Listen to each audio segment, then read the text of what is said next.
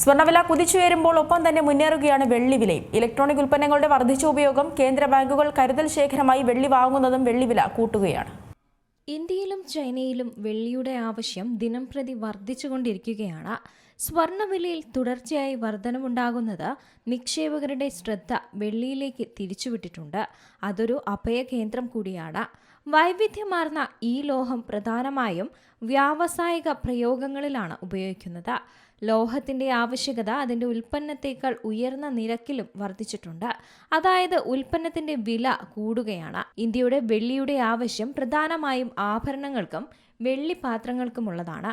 വർദ്ധിച്ചു വരുന്ന വ്യാവസായിക വളർച്ച ഈ ലോഹത്തിന്റെ ഉപയോഗത്തിന്റെ വർധനവിന് കാരണമാവുകയാണ്.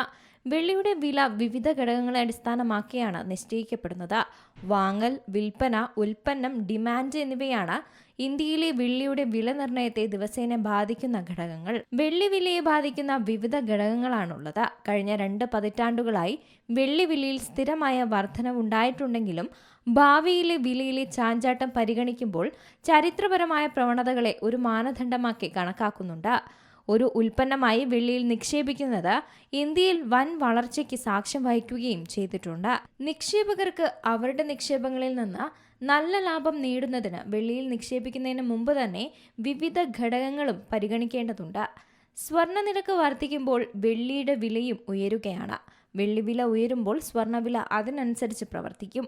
അതിനു പുറമെ ഇന്ത്യയിലെ ഗ്രാമിന് വെള്ളി വിലയെ ബാധിക്കുന്ന മറ്റ് നിരവധി ഘടകങ്ങളുമുണ്ട്. പലിശ നിരക്കിലെ ചലനവും ഇന്ത്യയിലെ പണപ്പെരുപ്പ പ്രവണതകളുമൊക്കെ ഇതിൽ ഉൾപ്പെടും. News desk, Zee Malayalam news. ഏറ്റവും പുതിയ വാർത്തകളും വിശേഷങ്ങളും വിരൽ തുമ്പിലറിയാൻ സീ മലയാളം ന്യൂസ് എല്ലാ ഡിജിറ്റൽ പ്ലാറ്റ്ഫോമുകളിലും ലഭ്യം.